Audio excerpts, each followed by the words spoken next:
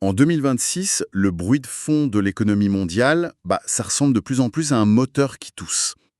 Dans pas mal de régions hyper industrialisées du globe, les usines tournent au ralenti, les réseaux électriques sont sous tension maximale. Ouais. Et l'accès à l'énergie est vraiment redevenu une question de survie nationale pour beaucoup d'États. Exactement. Et il y a cette idée reçue très tenace en géopolitique, tu sais, qui consiste à croire que face à une urgence économique de cette ampleur, le pragmatisme finit toujours par l'emporter. C'est clair, l'idée que les affaires sont les affaires et que les rancunes diplomatiques s'effacent direct dès qu'on met des milliards de dollars sur la table. Voilà. Sauf que un événement récent, avec des répercussions vraiment massives, vient de complètement pulvériser cette théorie.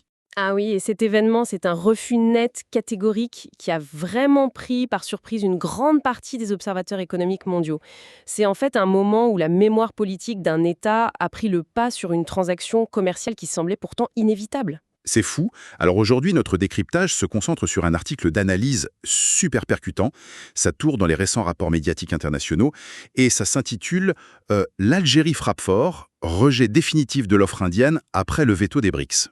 Et notre mission ici, c'est vraiment de comprendre les rouages de cette décision. Comment est-ce qu'une manœuvre diplomatique passée a pu paralyser des négociations énergétiques critiques des années plus tard? C'est ça l'enjeu. Et surtout, de voir comment la nature même des contrats internationaux est en train de muter sous nos yeux. Bon, avant de plonger là-dedans, c'est super important de préciser d'emblée la nature de notre analyse. Tout à fait. Faut bien garder à l'esprit qu'en se basant sur nos sources, on va analyser des stratégies d'État souverains et des mécaniques de pouvoir. Ouais, notre objectif, c'est en aucun cas de prendre parti, hein. On n'est pas là pour juger qui a tort ou raison, ou pour valider une idéologie de gauche ou de droite. Exactement. On veut juste observer froidement comment ces nouvelles règles du jeu modifient l'équilibre mondial tel que décrit dans l'article. Bon, décortiquons ça. Parce que le contraste entre le besoin de l'Inde et la réponse de l'Algérie, c'est juste vertigineux. Pour saisir l'impact de ce rejet, il faut vraiment mesurer l'urgence absolue dans laquelle se trouve New Delhi en ce moment. Ah, le contexte de l'Inde en cette année 2026, c'est celui d'une crise énergétique aiguë. Et ça menace directement son élan de superpuissance émergente, tu vois. C'est pas rien.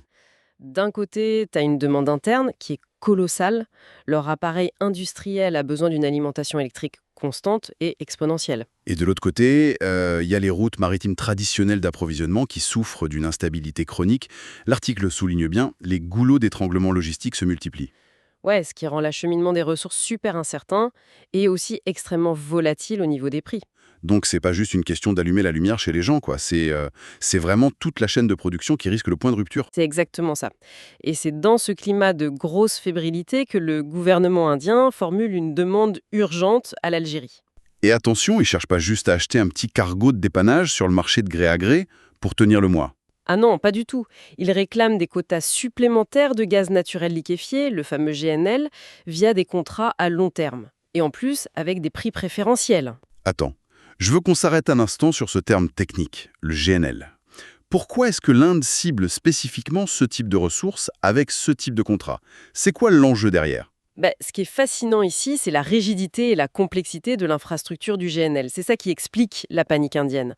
En fait, le gaz naturel liquéfié, ça s'achète pas du tout comme un baril de pétrole brut que tu peux charger sur n'importe quel bateau. Ouais, c'est pas juste on remplit une cuve et on part. Non, il faut des usines de liquéfaction géantes du côté du producteur pour refroidir le gaz à moins 162 degrés Celsius. C'est énorme. Ensuite, il te faut des navires méthaniers ultra spécialisés pour le transporter. Et à l'arrivée, des terminaux de regazéification du côté de l'acheteur pour remettre tout ça à l'état gazeux. Voilà, c'est une chaîne logistique super lourde, très coûteuse, qui demande des investissements colossaux des deux côtés. C'est une sorte de mariage industriel en fait. On signe pas juste pour quelques mois et on se dit au revoir. Non, on signe souvent pour 10, 15 ou même 20 ans. Et c'est pour ça que l'Inde cherche à tout prix des contrats à long terme. Parce que sur le marché spot, donc le marché au comptant, les prix du GNL fluctuent violemment. Au moindre petit soubresaut géopolitique, les prix explosent, quoi. C'est ça. Donc pour sécuriser son industrie, New Delhi a besoin de cette stabilité tarifaire que seul un contrat de long terme avec un producteur fiable peut leur offrir. Et l'Algérie cochait toutes les cases. Avec ses infrastructures matures et sa proximité géographique stratégique, c'était le partenaire idéal. Sauf que une transaction de cette envergure, ça nécessite une confiance politique en béton.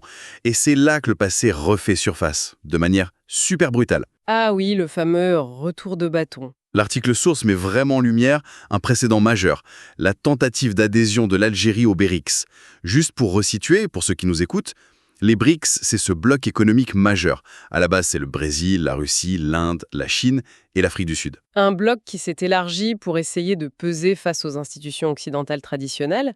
Voilà. Et l'Algérie souhaitait ardemment intégrer ce club pour consolider son statut sur la scène internationale. Mais selon les rapports diplomatiques cités dans notre source, l'Inde a joué un rôle d'obstruction. Ouais.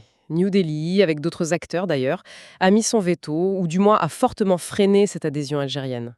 Mais du coup, pourquoi l'Inde aurait pris le risque de s'aliéner à un producteur d'énergie aussi crucial, surtout en sachant qu'ils allaient avoir besoin de gaz? C'était un calcul basé sur un paradigme diplomatique qui est en train de devenir complètement obsolète. À l'époque, l'Inde cherchait très probablement à équilibrer les influences au sein des BRICS. Il craignait peut-être qu'une expansion trop rapide modifie la dynamique interne en leur défaveur. Ou que ça donne trop de poids à des visions concurrentes à la leur? Exactement. Le calcul indien, en fait, ça reposait sur l'idée que la diplomatie de club d'un côté et le commerce bilatéral de l'autre, c'était des sphères totalement hermétiques. Le fameux « les affaires sont les affaires ». On se bloque dans les grands sommets internationaux, on se sourit pas sur les photos, mais quand il s'agit de signer des chèques pour des hydrocarbures, on oublie tout. C'est ça, on pensait que l'économie prenait toujours le dessus. Et bien c'est là que ça devient vraiment intéressant. Parce que la réponse de l'Algérie vient d'anéantir cette séparation des sphères. C'est fini ça. Et le refus opposé à l'Inde, il n'a même pas été une grande déclaration vengeresse. Non, l'article décrit ça comme une froideur diplomatique et technique. C'est glaçant en fait. L'excuse officielle, c'est juste une augmentation de la demande locale algérienne et le respect d'engagements contractuels préalables. Circuler, il n'y a rien à voir. Mais attends, je me fais l'avocat du diable un petit instant. Vas-y. L'Inde, c'est quand même un marché d'1,5 milliard d'habitants. C'est une économie vorace.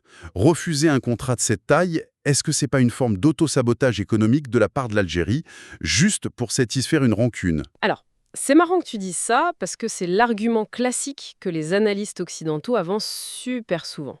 Mais en réalité, d'après les sources, il s'agit d'une démonstration de force rendue possible par une stratégie économique très méticuleuse en amont. Donc ils ont préparé leur coup. Totalement.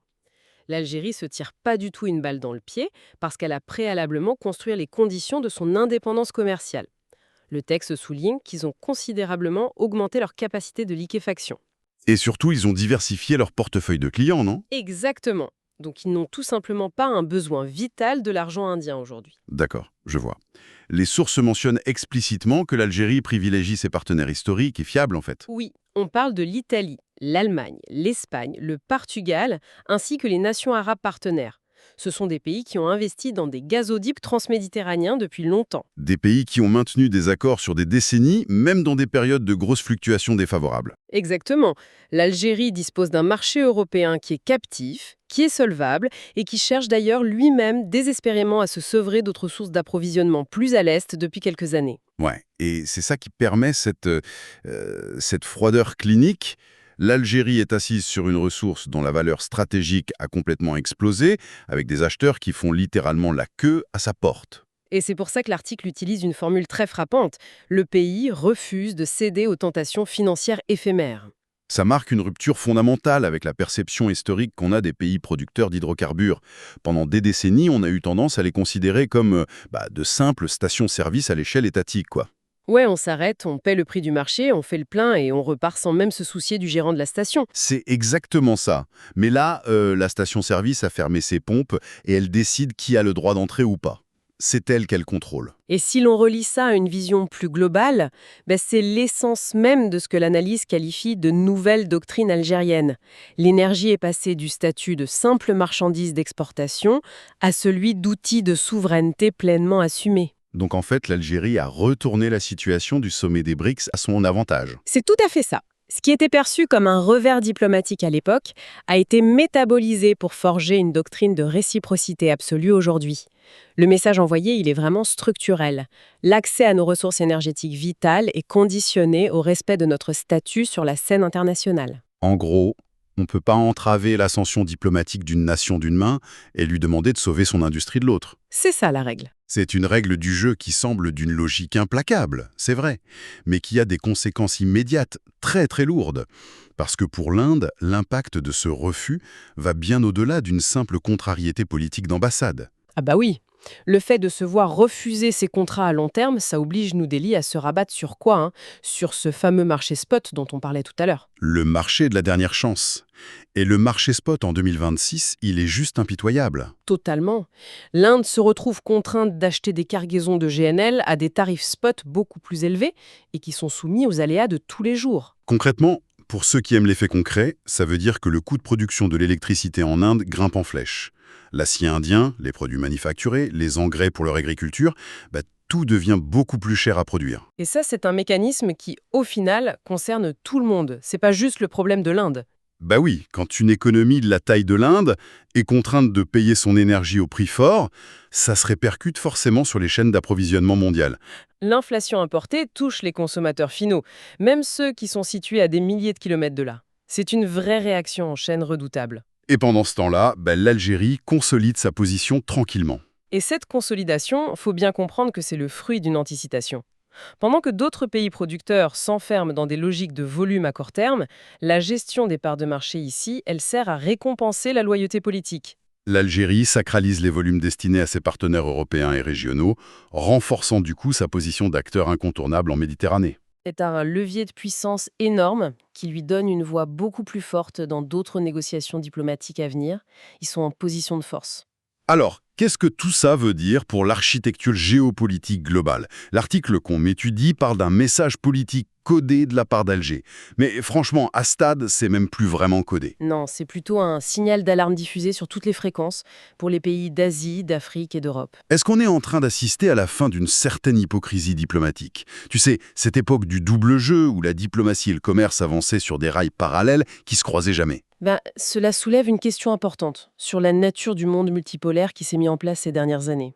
Pendant l'ère de la mondialisation triomphante des années 90 et 2000, le dogme, c'était l'interdépendance économique pacifique. L'idée que le doux commerce allait aplanir tous les différents politiques, quoi. Exactement. Mais ce que l'analyse de ce cas algéro-indien démontre, c'est l'inversion totale de ce dogme. Nous sommes entrés dans une ère de parité exigée. C'est-à-dire qu'un pays du Sud global, historiquement perçu comme un simple fournisseur de matières premières, il exige désormais d'être traité d'égal à égal par une superpuissance émergente sur tous les tableaux. C'est vraiment le cœur de cette nouvelle doctrine. La coopération économique ne peut plus être dissociée de la reconnaissance politique. C'est fini le temps où on prenait les ressources sans respecter le pays. Voilà, une nation souveraine n'accepte plus d'être reléguée au second plan dans les instances décisionnelles internationales, tout en fournissant l'énergie qui alimente la puissance de ceux qui la marginalisent. C'est une sacrée leçon d'économie politique appliquée. Le coût d'une obstruction diplomatique, il est plus du tout abstrait aujourd'hui. Il se mesure en mégawattheures manquants et en usines à l'arrêt. C'est ça. Et pour résumer cette analyse, je trouve que la chronologie des événements est vraiment édifiante. C'est clair, c'est un renversement de la table spectaculaire.